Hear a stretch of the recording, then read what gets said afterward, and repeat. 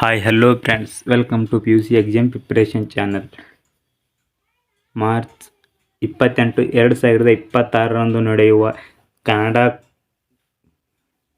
Question ಪೇಪರ್ಗೆ ಬರುವ ಕ್ವಶನ್ಗಳಲ್ಲಿ 50% 60%ರವರೆಗೆ ಈ ಕ್ವಶನ್ ಪೇಪರ್ನಲ್ಲಿ ಎಲ್ಲವನ್ನು ನೋಡಿಕೊಂಡು ಓದ್ಕೊಂಡು ಹೋಗಿ. ಹಾಗೆ ಡಿಸ್ಕ್ರಿಪ್ಷನ್ ಬಾಕ್ಸ್ನಲ್ಲಿ ನಮ್ಮ ಟೆಲಿಗ್ರಾಮ್ ಚಾನಲ್ ಲಿಂಕ್ ಇದೆ, ಜಾಯಿನ್ ಆಗಿ. ಹಾಗೆ ವಿಡಿಯೋವನ್ನು ಪ್ರಾರಂಭ ಮಾಡೋಣ. ಕರ್ನಾಟಕ ಸರ್ಕಾರ, ಕರ್ನಾಟಕ ಶಾಲಾ ಪರೀಕ್ಷೆ ಮತ್ತು ಮೌಲ್ಯ ನಿರ್ಣಯ ಮಂಡಳಿ. ವಿಭಾಗ ಈ ಕೆಳಗಿನ ಪ್ರಶ್ನೆಗಳಿಗೆ ನೀಡಿರುವ ಉತ್ತರಗಳಲ್ಲಿ ಸರಿಯಾದದ್ದನ್ನು ಆರಿಸಿ ಬರೆಯಿರಿ. 1ನೇ ಕ್ವಶನ್ಗೆ, ರಾವಣನಿಗೆ ಯಾರ ಬಗ್ಗೆ ವೈರಾಗ್ಯ ಮೂಡಿತು? 2ನೇ ಕ್ವಶನ್, ಗುರು ಹೇಗೆ ವರ್ತಿಸಬಾರದು? ಲಘುವಾಗಿ. ರಾವಣನಿಗೆ ಯಾರ ಬಗ್ಗೆ ವೈರಾಗ್ಯ ಮೂಡಿತು? ಇದಕ್ಕೆ ಆನ್ಸರ್ ಕಾಮೆಂಟ್ ಮಾಡಿ. ಹಾಗೆಯನ್ನು ಏನೆಂದು ಉಪೇಕ್ಷಿಸಬಾರದು? ಬಾಲಕನೆಂದು. Correct answer. ಹಾಗೆ ತನ್ನಿಂದ ಉಪಕಾರ ತೋಟಕದಾರು ಇಲ್ಲ, ಭಿನ್ನಾಣದ ಮಾತಿಗೆ ಕೊನೆಯಿಲ್ಲ ಎಂದು ಪುರಂದರದಾಸರು ಹೇಳಿರುವ ಈ ಮಾತಿನ ಭಾವವೇನೆಂದರೆ? ಇದಕ್ಕೆ ಕರೆಕ್ಟ್ ಆನ್ಸರ್ ದುರ್ಜನರು ಉಪಕಾರ ಮಾಡದೆ ಭಿನ್ನಾಣದ ಮಾತಾಡುತ್ತಾರೆ. ಹಾಗೆ 5ನೇ ಕ್ವಶನ್, ಯಾವುದೇ ಶಳವಿದೆ ಎಂದು ಕವಿ ಹೇಳುತ್ತಾರೆ? ಎಳ ನನಗೆ. Correct answer. ರೋಮನ್ ಅಂಕಿ 6, ಕೊನೆಗೆ ಬಸಲಿಂಗ ಯಾವುದರಿಂದ ಮುಕ್ತನಾಗಿದ್ದನು? ರೋಮನ್ ಅಂಕಿ 7ನೇ ಕ್ವಶನ್, ಒಂದು ರಾಜ್ಯದ ಎಲ್ಲ ಸೌಲಭ್ಯಗಳನ್ನು ಬಳಸಿಕೊಂಡು ಬದುಕುವ ಜನ ಅಲ್ಲಿನ ಭಾಷೆಯನ್ನು ಬಳಸುವುದು ಅನಿವಾರ್ಯವಾಗುತ್ತದೆ ಎಂಬ ಹಾಮನಾಯಕರು ಮಾತಿನ ಅಂಶವೆಂದರೆ? ಹಾಗೆ 8ನೇ ಕ್ವಶನ್, ಕೃಷ್ಣೇಗೌಡರ ಆನೆ ಮೊದಲ ಯಾವ ಮಟ್ಟದಲ್ಲಿತ್ತು? ಹಾಗೆ 9ನೇ ಕ್ವಶನ್, ನಾಗರಾಜ ಕೋವಿ ಹಿಡಿದು ಎಲ್ಲಿ ಕುಳಿತಿದ್ದನು? 10ನೇ ಕ್ವಶನ್, ಇದ್ದಿದ್ದನ್ನು ನಡೆಸ್ಕೊಂಡು ಹೋಗದೆ ಕಷ್ಟ ಆಗದೆ ಜಗಳ ವಿಶ್ವಾಸನು ಉಳಿಸ್ಕೊಂಡು ಕುರ್ಚಿನೂ ಉಳಿಸ್ಕೊಂಡು ಟರ್ಮ್ ಮುಗಿಸಿದರೆ ಸಾಕಾಗಿದೆ ನನಗೆ ಎಂಬ ಖಾನ್ ಸಾಹೇಬರು ಮಾತಿನ ಮರ್ಮವೆಂದರೆ? 6ನೇದಕ್ಕೆ ಕರೆಕ್ಟ್ ಆನ್ಸರ್ ಜಾತಿ ಭಾವನೆಯಿಂದ.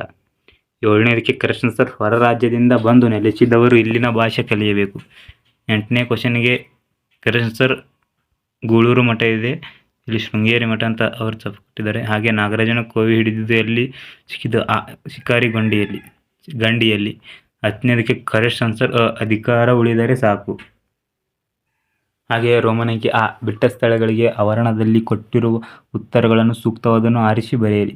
11ನೇ ಕ್ವಶನ್, ದುರಾಸೆಯ ಹುಡುಗನನ್ನು ನಿರಾಕರಿಸಿದರು ಡ್ಯಾಶ್. 12ನೇ ಕ್ವಶನ್, ದಣಿಗಳು ಹೊಳೆತ್ತಲು ಸೂಚಿಸಿದರು ಡ್ಯಾಶ್ ಅವರು ಕಲಾಂ ಅವರನ್ನು ಶಾಲೆಗೆ ಕಳಿಸುವಂತೆ ಪ್ರೇರೇಪಿಸಿದರು. 14ನೇ ಕ್ವಶನ್, ಶ್ರೇಷ್ಠನು ರಾಮಾಯಣದ ಕಥೆಯನ್ನು ಡ್ಯಾಶ್ನಾಗಿ ಹೇಳಿದನು ಡ್ಯಾಶ್ ಬಾಯಿ ಚಪಲ ಜಾಸ್ತಿ ಇರುತ್ತದೆ. 11ನೇ ಕ್ವಶನ್ಗೆ ಕರೆಕ್ಟ್ ಆನ್ಸರ್ ನಿಶಾ ಶರ್ಮಾ. 12ನೇ ಕ್ವಶನ್ಗೆ ಕರೆಕ್ಟ್ ಆನ್ಸರ್ ಪೆನ್ಷನ್ದಾರರಿಗೆ. 13ನೇ ಕ್ವಶನ್ಗೆ ಕರೆಕ್ಟ್ ಆನ್ಸರ್ ಶಿವಸುಬ್ರಹ್ಮಣ್ಯ ಅಯ್ಯರ್. 14ನೇ ಕ್ವಶನ್ಗೆ ಕರೆಕ್ಟ್ ಆನ್ಸರ್ ಕುದುಪನಿಗೆ. 15ನೇ ಕ್ವಶನ್ಗೆ ಕರೆಕ್ಟ್ ಆನ್ಸರ್ ವಾತ್ಸಾಯನ. ಈ ವಿಭಾಗ 16ನೇ ಹೊಂದಿಸಿ ಬರೆಯಿರಿ.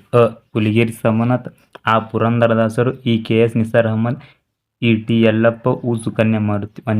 ಚಿಟ್ಟೆ ಮತ್ತು ಜೀವಯಾನ. 2ನೇ ವ್ಯಕ್ತಿಪರ ಕವನಗಳು, ಒಮ್ಮೆ ನಗುತ್ತೇವೆ. 4ನೇ ಜನಪದ. 5ನೇ ಪುರಂದರ ವಿಠಲ. 6ನೇ ಸೋಮೇಶ್ವರ ಶತಕ. ಇವುಗಳಿಗೆ ಆನ್ಸರ್ ನೋಡೋಣ. ಹೊಂದಿಸಿ ಬರೆಯಿರಿ. ಅದಕ್ಕೆ ಹುಲಿಗೇರಿ ಸೋಮನಾಥಕ್ಕೆ ಕರೆಸಲು ಸೋಮೇಶ್ವರ ಶತಕ. ಪುರಂದರದಾಸರಿಗೆ ಕರೆಸಲು ಪುರಂದರ ವಿಠಲ. ಕೆ.ಎಸ್. ನಿಸಾರ್ ಅಹಮದ್ ಕರೆಸಲು ವ್ಯಕ್ತಿಪರ ಕವನಗಳು. ಟಿ. ಯಲ್ಲಪ್ಪಗೆ ಕರೆಸಲು ಜನಪದ. ಸುಕನ್ಯಾ ಮಾರುತಿಗೆ ಕರೆಸಲು ಚಿಟ್ಟೆ ಮತ್ತು ಜೀವಯಾನ. ಹಾಗೆ 2 ಅಂಕದ ಪ್ರಶ್ನೆಗಳನ್ನು ನೋಡೋಣ. ವಿಭಾಗ ಯಾವುದಾದರೂ 3 ಪ್ರಶ್ನೆಗಳು 3 ವಾಕ್ಯಗಳಲ್ಲಿ ಉತ್ತರಿಸಿ. ಇದರಲ್ಲಿ ರಾವಣ ತನ್ನ ಅಂತಃಪುರ ಸ್ತ್ರೀಯರನ್ನು ಹೇಗೆ ಸತ್ಯಿಸಿದನು? ಇದು ಇಂಪಾರ್ಟೆಂಟ್ ಇದೆ. ಹಾಗೆ ಇವು 4 ಸಹ ಇಂಪಾರ್ಟೆಂಟ್ ಇದೆ, ನೋಡ್ಕೊಳ್ಳಿ. ಹಾಗೆ ಇವು ಸಹ. ಹಾಗೆ ಈ ವಿಭಾಗದಲ್ಲಿ ಜಬ್ಬರ್ ನಿರೂಪಕರ ಅಂಚೆ ವಿಲೇಮಾರಿ ಬಗ್ಗೆ ಅಸಡ್ಡೆಯಿಂದ ಏನು ಹೇಳಿದೆ? ಇದು ಸಹ ಇಂಪಾರ್ಟೆಂಟ್ ಇದೆ. ಹಾಗೆ ಈ ವಿಭಾಗ ಯಾವುದಾದರೂ 2 ವಾಕ್ಯಗಳ ಸಂದರ್ಭ ಸೂಚಿಸಿ ಸ್ವಾರಸ್ಯ ಬರೆಯಿರಿ. 30ನೇ ಕ್ವಶನ್, ಬಂಗಾರ ನಿನಗೆ ಸ್ಥಿರವಲ್ಲ. ಇದು ಕರೆಕ್ಟ್ ಆನ್ಸರ್. ಇದಕ್ಕೆ ಇಂಪಾರ್ಟೆಂಟ್ ಇದೆ ನಿಮಗೆ. ಹಾಗೆ ಯಾವುದಾದ್ರೂ ಒಂದು ವಾಕ್ಯ ಸಂದರ್ಭ ಸೂಚಿಸಿ ಸ್ವಾರಸ್ಯ ಬರೆಯಿರಿ. ಇದರಲ್ಲಿ ಈ ಅದೃಷ್ಟ ನಿನಗೂ ಇತ್ತಲೇ. ಹಾಗೆ ಕಬ್ಬಂ ಕಡಲ್ತೆ ಕೊಚ್ಚಳಿಯಂ ನಿತ್ತರ್. ಇದು ಸಹ ಇಂಪಾರ್ಟೆಂಟ್ ಇದೆ, ನೋಡ್ಕೊಳ್ಳಿ.